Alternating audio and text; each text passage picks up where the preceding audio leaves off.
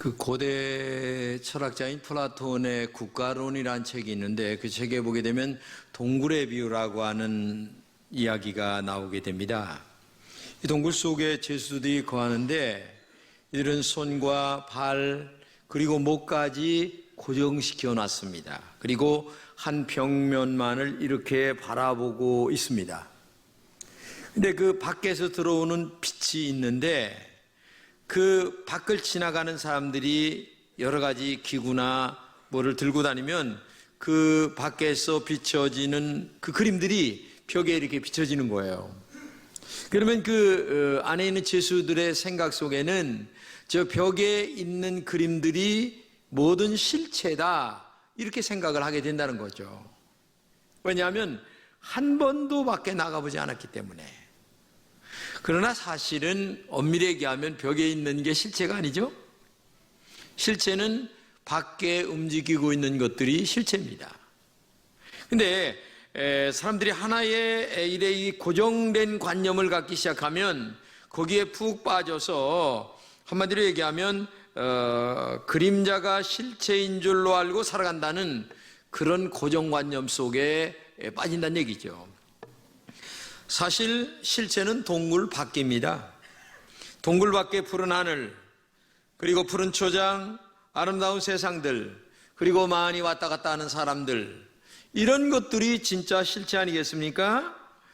왜냐하면 동굴 안에 있는 사람은 동굴 밖을 전혀 모르기 때문에 실체가 뭔지를 모르고 산다고 하는 얘기입니다.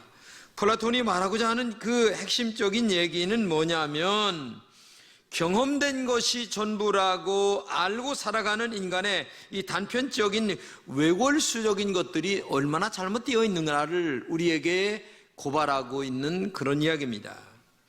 그렇습니다. 내가 알고 있는 경험은 너무나 작은 것에 불과하죠. 내가 경험하지 않은 것들이 얼마나 더 크고 넓은가를 우리는 알아야 됩니다. 지구가 아무리 커도 우주에 비하면 먼지만도 못합니다. 이런 인간들이 도토리 키재기를 하면서 이 땅에서 싸우며 살아가고 있습니다. 하나님께서 우리를 보시면서 얼마나 가소롭게 생각하실까 하는 생각도 가져봅니다. 어린아이들이 소꿉친구들과 함께 놀면서 막 싸우는 것을 봅니다.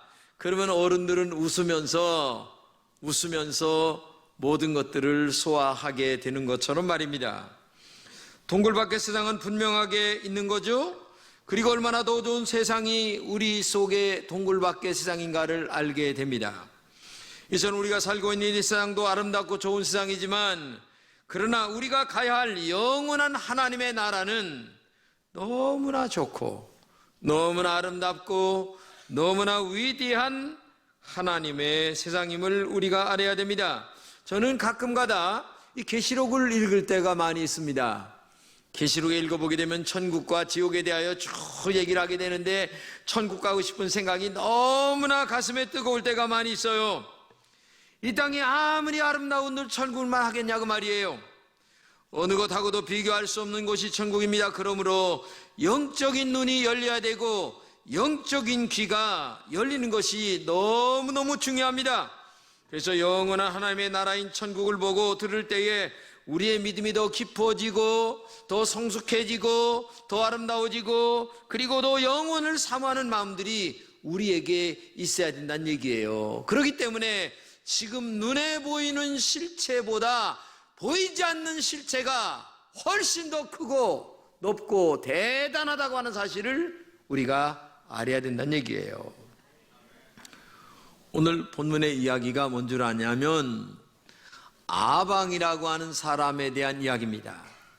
아방은 이스라엘 아니면 유다 양쪽 나라 합쳐서 굉장히 악한 왕 중에 하나입니다. 근데 악한 왕이 왜 됐냐? 이 결혼을 잘못했기 때문에 그래요. 이 부인이라고 하는 여자 이세벨이라고 하는 여자가 있는데 이 둘의 공주였거든요. 근데 굉장히 이뻤던가 봐요. 근데 이 여자하고 결혼을 했는데 놀랍게도 이 여자가 결혼하면서 가지고 온 우상이 있었는데 그게 뭐냐면 아세라상과 그 다음에 바알이라고 하는 이 무서운 우상들을 가지고 와서 이스라엘에 퍼뜨리는 거예요. 이렇게 되니까 선지자였던 엘리야와 대결이 되지 않을 수가 없죠. 선지자가 3년 6개월 동안 비가 오지 않겠다 말을 하니까 3년 6개월 동안 비가 오지 않는 거예요. 어느 날 3년 6개월이 지난 후에 바알과 아세라 선지자 850명과 싸워서 이 엘리야가 이깁니다. 그리고 그들의 목을 다 칩니다. 그러니까 이 이세벨이 난리가 나는 거예요. 이 엘리야를 잡아 죽이겠다고 아주 그냥 난리를 치는 거예요. 그러니까 엘리야가 갑작스레 마음에 낙심이 돼가지고 멀리 도망을 가는 거예요. 그러면서 동굴 속에 들어가 하는 말이, 하나님이여 넉넉하오니 내 생명을 거두어 주옵소서. 나는 열조보다 낫지 못합니다. 살 만큼 살았습니다. 나 좀 데려가 주세요 하면서 간절하게 죽음을 놓고 하나님 앞에 기도를 하는 것입니다. 그런데 이 천사의 도움으로 호렙산의 한 동굴에 들어가 숨으면서 엘리야가 가장 약한 순간을 그때 나타나게 되죠. 그때 하나님은 아주 작은 세미한 음성으로 들려주시는데, 나 혼자만 남았다 이렇게 말하지 말아라. 너 말고 7,000명이나 되는 사람들이 남아서 얼마나 대단하게 주의 일을 하려고 기다리고 있느냐. 정신 차려 이놈아. 하나님이 그렇게 말씀을 하시는 거예요. 깜짝 놀랐어요. 엘리야는 이때 가장 중요한 하나님의 세미한 음성을 듣게 됩니다.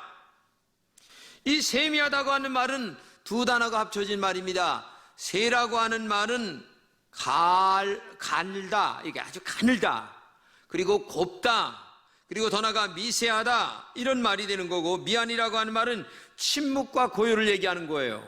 그러니까 한마디로 얘기하면 이 두 단어가 합쳐진 말을 얘기하면, 첫째는 아주 작은 곳에서 주의 음성을 들어야 된다, 그런 뜻이에요.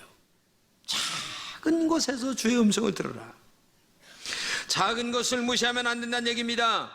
너무나 작지만 이 작은 세포들이 모여서 우리의 이 큰 덩치를 이루는 것 아니겠습니까?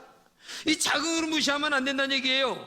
그렇기 때문에 신앙생활하면서 아주 큰 소리만 대단한 걸로 알고 있는데, 그러지 말고 너에게 들려주시는 작은 세미한 음성을 들을 줄 알아야 된다, 이걸 말씀하고 있는 거고, 또 하나는 뭐냐, 힘들고 어두운 일에도 주님의 음성을 들을 수 있어야 된다는 얘기입니다. 사람들이 크고 대단한 일에만 하나님의 일로 생각합니다. 그러나 작은 것에서도 주님의 음성을 들을 수 있는 영적인 귀가 열려야 된다는 얘기예요. 큰 것에서는 누구나 다 들어요. 그렇지 않아요? 그러나 작은 것에는 관심이 없어요. 그러므로 하나님의 사람은 작은 것, 적은 것, 다른 사람들이 무시하는 그곳에서 주의 음성을 들으려고 하는 영적인 마음과 귀가 열려야 된다, 그것을 말씀하고 있는 거죠. 오늘 본문에 보면 하나님은 엘리야에게 나타나시는데, 동굴 밖에 크고 바람이 강한 바위가 부서지는 산 아래로 굴르는 사건이 일어납니다. 세 가지 큰 사건이 일어나는데 뭐냐면, 바람 가운데 큰 돌들이 움직이는 사건이 일어납니다. 그런데 하나님은 거기에도 계시지 않았어요. 그리고 지진 가운데도 계시지 않았습니다. 불 가운데도 계시지 않았습니다. 그런데 세미하고 조용한 아주 고요한 그런 사건 속에서 하나님의 음성이 들려왔어요. 그리고 하나님께서 엘리야에게 세미한 작은 소리로 말씀하셨습니다. 아주 부드럽고 작고도 정말 세미한 소리로 이 엘리야에게 하나님의 음성을 들려주셨어요. 오늘 많은 사람들이 기적이 일어나는 곳에는 여기저기 구름대같이 몰렵니다. 기적이라면 동쪽에서 서쪽으로, 서쪽에서 동쪽으로 이리저리 몰리는 것이 인간들입니다. 그러나 하나님은 가늘고 조용한 소리로 시작하십니다. 갈대아 우르에서 아브라함을 부를 때에 가늘한 음성으로 아브라함을 부르셔서 구원의 역사를 만드셨습니다. 모세를 호렙산 떨기나무에서 부르실 때에도 모세야 모세야, 우렁찬 목소리 같지만 가장 세미하고도 정확한 세미한 음성으로 모세를 부르셨던 것을 우리는 알 수가 있습니다. 우리는 크고 놀라운 기적을 통해서만 하나님을 찾을 수 있는 것이 아니라는 것을 알아야 합니다. 오늘 우리는 작고 가늘게 들려오는 하나님의 소리에 귀를 기울여야 합니다. 거기에 진리가 있고 거기에 역사의 방향과 미래가 달려있다는 것을 알아야 되기 때문에 그렇습니다. 사실 이 세미한 소리는 준비된 사람에게만 들려오는 것입니다. 천둥소리나 폭풍소리와 지진 같은 소리는 누구에게나 다 들려요. 우르랑쾅쾅 하는 소리 안 들리는 사람이 누가 있겠습니까? 그러나 세미한 음성은 고요한 가운데 마음을 진정시키고 소리를 듣고자 준비되어 있는 마음, 영적인 정신이 깨어있지 않는 한 하나님의 음성을 들을 수가 없다는 거죠. 여러분, 거리에서 동냥하는 사람들 있지 않아요? 그 사람들의 귀가 얼마나 밝은지 500원짜리 떨어지는 소리인가, 100원짜리 떨어지는 소리인가, 아니면 10원짜리 떨어지는 소리인가를 정확하게 알아듣는다는 거예요. 이게 얼마나 연습이 되었고 소리에 대한 민감함이 있었으면 그것을 알아들을 수 있나를 우리가 알아야 됩니다. 여러분도 오늘 본문에 나오는 엘리야처럼 하나님의 속삭임의 소리, 세미한 소리를 들을 수 있는 영적인 깊은 은혜가 있기를 주님의 이름으로 축복합니다. 이 시대는 너무나 시끄러운 소리로 가득합니다. 최순실 사건으로 너무나 나라가 시끄러워요. TV를 켜면 정치가들의 너무나 소리가 시끄러워 정신이 없어요. 그러나 그 속에 진리가 아무도 없습니다. 진실이 없는 이 시대입니다. 그나마 세미하지만 능력의 소리가 있는데 그것은 뭐냐? 하나님의 소리를 들을 수 있어야 됩니다. 하나님의 소리를 들어야만, 하나님께서 나오시는 소리를 들을 때에만 진정한 세미한 소리, 영적인 소리, 그리고 들을 만한 소리가 들릴 수 있는 겁니다. 하나님의 음성만이 나와 이 세계를 변화시킬 수 있는 영적인 소리이기 때문에 그렇습니다. 성경은 말씀하십니다. 너희는 귀를 기울이고 내게 나와 들으라. 그리하면 너의 영혼이 살리라. 이 세미한 하나님의 음성을 들을 때만이 진정한 우리의 영과 육이 살아나는 은혜가 있을 줄로 믿습니다. 그러면 어디서 하나님의 세미한 음성을 들을 수 있겠어요? 첫째는 시끄러운 역사의 현장에서 세미한 음성을 들었으면 좋겠습니다. 여러분, 지금 나라를 보시기 바랍니다. 온통 최순실 사건으로 시끄러워 난립니다. 촛불이 많이 모였다고도 하기도 하고 태극기가 많이 모였다고 하기도 합니다. 이제는 너무나 시끄러워 텔레비전 보기가 싫을 정도입니다. 숫자도 자기들 마음대로 뻥튀기 합니다. 하나님의 사람들이 이런 시끄러운 소리에 편승돼서는 안 됩니다. 이 시끄러운 소리 속에서 들려주시는 고요한 하나님의 음성을 들을 수 있어야 됩니다. 정말 이 시대의 시끄러운 소리 속에서 진실된 하나님의 음성이 무엇인가를 들어야 된다는 얘기예요. 이 시끄러운 소리 안에 무엇이 바른 소리이며 무엇이 잘못된 소리인가? 이런 것들을 들을 수 있는 소리가 여러분들에게 있어야 된다는 거예요. 여러 방송에서 떠들어대는 소리가 정말 바른 소리인가? 진실되게 물어봐야 된다는 얘기입니다. 그 진실을 가려내지 않으면 우리는 역사의 반역자가 될 수밖에 없습니다. 박근혜 정부가 진실이라는 것은 없고 최순실이라는 것은 있는 것 같아요. 그러나 이런 것들이 없었으면 얼마나 좋았겠습니까마는 역사 속에 사실대로 있었던 것은 사실입니다. 그러나 안타까운 현실이지만 역대 정부에 이거보다 더한 일들도 훨씬 더 많았습니다. 그러나 이것을 처리하는 과정이 너무나 감정적인 것에 매여 있는 것 같습니다. 그리고 선동적인 것 같습니다. 그리고 지금 촛불에 나오는 공산당 세력들을 너무나 많이 보게 됩니다. 제일 앞장서서 하는 사람들이 최순실 사건만을 가지고 얘기한다면 참 좋겠어요. 그런데 나오는 것 보면 이석기 석방하라고 나옵니다. 연방제하라고 나옵니다. 공산당의 찬양 글귀가 여기저기서 얼마나 나오는지 말할 수가 없어요. 이런 것은 본질이 아닙니다.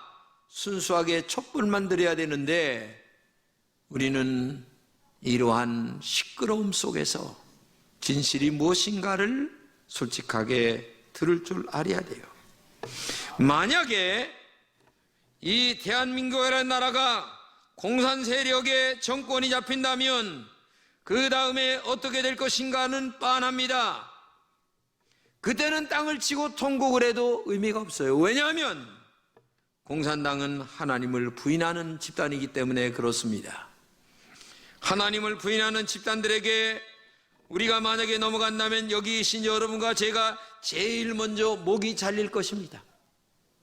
그렇기 때문에 우리는 내가 살기 위해서만이 아니라 이 민족을 살리기 위해서도 이 시끄러운 소리 속에 진정한 소리가 무엇인가를 들을 줄 아는 영적인 귀가 여러분들에게 열려지기를 주님의 이름으로 축복합니다. 두 번째는 하나님의 말씀에서 세미한 음성을 좀 들었으면 좋겠습니다. 성도는 하나님의 말씀을 묵상해야 합니다. 그리고 하나님의 말씀을 묵상하면서 하나님의 말씀 속에서 들려오는 영적인 소리를 들어야 돼요. 그래서 성도는 하나님의 말씀의 음성을 들으려고 올인해야 됩니다. 올인이란 말이 뭐예요? 모든 것을 가지고 들어간다. 이것이 마지막 끝이다 하는 마음으로 하나님의 말씀을 들을 수 있어야 된다는 얘기죠. 한마디로 얘기하면 어떤 생각에 온 마음과 정성을 쏟는다. 어떤 생각입니까? 하나님의 말씀에 온 마음과 정성을 쏟으며 하나님의 음성을 들으려고 하는 마음이 있어야 된다는 얘기죠. 하나님의 세미한 음성을 들어서 나를 향하신 하나님의 뜻이 무엇인가를 아는 지혜가 있기를 바랍니다. 그래야 올바른 신앙생활을 할 수가 있어요. 그것이 오직 한 가지입니다. 하나님을 나의 목자로 삼아야 된다는 얘기예요. 저는 너무나 부족한 목사이다 보니까 하나님이 나의 목자로 인생을 살아가려고 몸부림치고 있어요. 순간마다 하나님이 나의 목자가 되기를 애걸복걸하고 있습니다. 하나님, 내가 결정할 때에도 하나님의 목자가 되시기 바랍니다. 하나님, 내가 이 일을 할 때에도 주님이 나의 목자가 되셔서 내가 실수 없이 이 일을 할 수 있는 은혜를 더하여 주옵소서. 이렇게 기도하지 않을 수가 없어요. 하나님을 목자로 삼으면 놀라운 일이 경험하게 되는데 성경이 이렇게 얘기합니다. 부족함이 없다고 얘기합니다. 푸른 초장과 잔잔한 물가로 인도하신다고 얘기합니다. 영혼이 소생됩니다. 의의 길로 인도함을 받습니다. 사망의 음침한 골짜기로 다닌다 할지라도 해를 당하지 않는다고 말씀하십니다. 내전이 넘치게 하십니다. 여호와의 집에 영원히 거하게 합니다. 이런 놀라운 은혜가 어디서 임하게 되느냐? 세미한 음성을 들을 때에, 누구를 통하여? 하나님이 나의 목자가 되어서 세미한 음성을 들을 때에 이런 놀라운 은혜가 임하게 된다는 것을 기억하시기를 바랍니다. 여러분, 멕시코 대통령이 멕시코가 왜 이렇게 못 사나 연구를 했어요. 멕시코 대통령은 미국은 청교도들이 하나님을 찾았고 자기네는 금을 찾아왔기 때문에 그렇다고 얘기합니다. 하나님과 금이라고 하는 영어 글자를 보면 비슷합니다. 골드에서 L자가 하나가 더 있는 게 바로 이 골드 아닙니까? 금이란 얘기예요. L이라고 하는 것이 I자와 비슷합니다. 멕시코 대통령은 해석하기를 이 금에서 자기와 비슷한 L을 빼고 하나님으로 돌아가야 하는데 많은 사람들이 자기와 비슷한 L자를 빼지 아니하고 금을 찾아가다 보니까 금도 못 찾고 하나님도 못 찾고 다 잊어버렸다는 얘기예요. 그런데 미국은 금을 무시하고 하나님을 찾았기 때문에 하나님도 찾고 금을 찾았다고 그는 얘기하고 있어요. 자신을 부인하고 하나님을 목자로 삼으면 금을 얻을 수 있습니다. 그러나 금을 목자로 삼으면 금과 하나님 어디든 얻지 못합니다. 여러분, 말씀을 묵상하십시오. 하나님이 여러분의 하나님이 되시기를 바랍니다.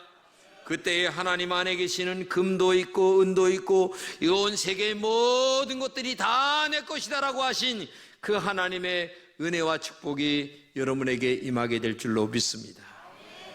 세 번째는 기도하면서 세미한 음성을 들을 수 있어야 된다는 얘기입니다.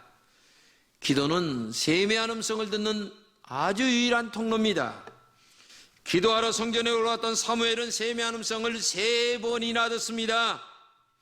날마다 기도하던 예수님은 십자가에서 피 흘려 죽을 수밖에 없는 하나님의 뜻을 발견하게 됩니다. 그래서 십자가에서 예수님은 죽어요. 왜? 세미한 음성을 듣다 보니까. 할 수만 있거든 이 잔을 내게서 옮겨달라고 요청했지만은 아니다. 너는 온 인간을 위하여 십자가에 죽어야 된다는 세미한 음성을 듣고 주님은 십자가에서 죽어서 우리의 구세주가 되셨습니다. 하나님의 사람은 쉬지 말고 기도함으로 하나님이 들려주시는 이 세미한 음성을 들을 때에 위대한 인생의 결단력과 은혜가 우리 속에 넘치게 될 줄로 믿습니다. 서울에 가면 세브란스 병원이 있잖아요. 이 세브란스 병원의 원래 이름이 제중원, 광해원 이렇습니다. 근데 이 세브란스 병원에 의료 선교사로 왔던 올리버 에비슨 박사가 있는데 이 에비슨 박사가 처음으로 원장으로 있었어요. 근데 그 광해원 제중원이었던 이 세브란스가 지금은 세브란스 병원으로 아주 이제 고정되어 있습니다만은 이 에비슨 박사가 1900년도에 안식년이 되어서 미국에 가서 병원을 지으려고 돈을 이렇게 모금을 하고 있었어요. 병원 건축에 돈이 필요하다. 돈 좀 모금 좀 해달라. 이렇게 얘기를 하니까 그때 사업가인 루이스 세브란스라고 하는 사람이 1만 달러를 헌금을 합니다. 세브란스 병원을 짓기 위하여. 근데 이게 1만 달러를 헌금을 하는데 그 후에도 아들과 손자대까지 몇 년 동안 약 100년 동안을 헌금을 하는 거예요. 100년 동안. 근데 지금은 얼마 정도냐? 합치면 약 1천억 정도를 헌금을 하는 거예요. 그런데 한국 교회사를 떨쳐보게 되면 이 에비슨 씨와 세브란스 병원과의 관계가 있는데 선교 헌금을 하게 될 때에 이 루이스 세브란스 씨가 선교 헌금에 대한 얘기를 들어요. 그러니까 집에 가서 기도를 합니다. 하나님, 글쎄 세브란스 이제 그때는 뭐 광해원 제중원이죠. 그 에비슨 박사가 병원을 진다고 돈을 헌금해 달라고 하는데 내가 헌금을 해야 되나요? 안 해야 되나요? 이렇게 하니까 그때 마음속에 들려오는 음성이 세미한 음성이 받는 기쁨보다 주는 기쁨이 훨씬 크다라는 음성이 들려오는 거야. 그래서 그때 처음으로 1만 달러를 헌금을 하고 100년이 넘도록 아들과 손자들을 이어서 1천억이라고 하는 헌금을 하게 되는 이유가 거기에 있는 거예요. 하나님 앞에 기도를 하다 보니까 세미한 음성이 들려오는데 받는 것보다 주는 것이 훨씬 복되다. 여러분, 받는 것이 굉장히 좋은 것 같지만 줄 수 있는 은혜가 얼마나 큰가를 알아야 돼요. 할렐루야. 우리 금천교회도 줄 수 있는 교회로 날마다도 성장되었으면 하는 마음이 커요. 그래서 이 에비슨 씨는 그날부터 순종하는 마음으로 돈을 헌금을 하게 되죠. 그래서 지금은 1천억이 넘는 헌금이 되어서 지금 그분의 이름을 따서 세브란스 병원이라고 하는 이름을 붙이게 된 거예요. 여러분, 세미한 음성을 들을 때 이런 은혜가 있게 될 줄로 믿습니다. 그러면 이런 세미한 음성을 들은 결과는 뭐냐? 세 가지입니다. 첫째는 사명감의 회복입니다. 다 낙심되고 좌절하고 꿈도 잃어버리고 지금 이제 죽기를 원하던 이 엘리야에게 하나님의 세미한 음성을 듣고 난 다음에 사명감이 회복이 되기 시작합니다. 그리고 나서 세 가지 일을 하게 되는데 첫째가 뭔 줄 아세요? 바로 하사엘에게 기름을 부어 왕을 삼고 님시의 아들 에후에게 기름을 부어 또다시 왕을 만들고 더 나아가 너도 이제 나이가 들었으니 얼마 있다 죽을 것이다. 네 후계자를 만들어야지. 하나님 말씀하시는 거예요. 그러니까 이 엘리야가 후계자를 만들기 위하여 엘리사라고 하는 사람에게 머리에 기름을 부어서 너는 내 뒤를 이어서 이 나라와 민족을 위하여 위대한 예언자가 되거라 하는 위대한 일을 만들게 된 거예요. 여러분, 세미한 음성을 들을 때에 인간은 이렇게 거듭나게 되는 것입니다. 세미한 음성을 들을 때에 인간은 다시 한번 새로운 인생을 살게 되는 것입니다. 사명감의 회복과 하나님 앞에서의 새로운 깨달음에 대한 일들을 마무리 정리 작업을 하는 사건이 이 엘리야에게 일어났던 것처럼 오늘도 이 시간 우리 금천의 모든 성도들에게 하나님의 세미한 음성을 듣는 여러분 되시기를 주님의 이름으로 축복합니다. 세상이 너무나 시끄러워요. 이렇게 시끄러운 세상 속에 조용하게 기도해 보십시오. 무릎을 꿇고 하나님의 음성 듣기를 원합니다. 기도해 보세요. 거기에 주의 음성이 있고 세미하게 여러분들 속에 하나님의 음성을 들려줄 것입니다. 그리고 새로운 세계로 나가는 위대한 결단과 그리고 하나님과 동행하는 은혜가 여러분들에게 있기를 주님의 이름으로 축복합니다. 기도하겠습니다.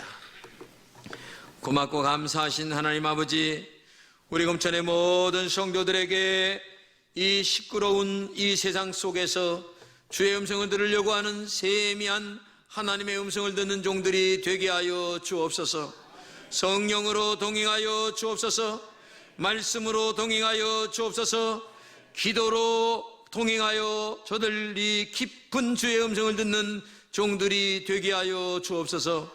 하나님 아버지, 우리 금천의 모든 성도들에게 다시 한번 능력을 더하시고 믿음으로 영광 돌리게 부족함이 없도록 성령으로 함께하여 험악한 세상에서 세상의 시끄러운 소리만 듣고 결정하고 판단하는 자들이 아니라 세미한 주의 음성을 듣고 깊은 영적 결단을 하는 하나님의 종들이 되게 하여 주옵소서. 예수님의 이름으로 기도드립니다. 아멘.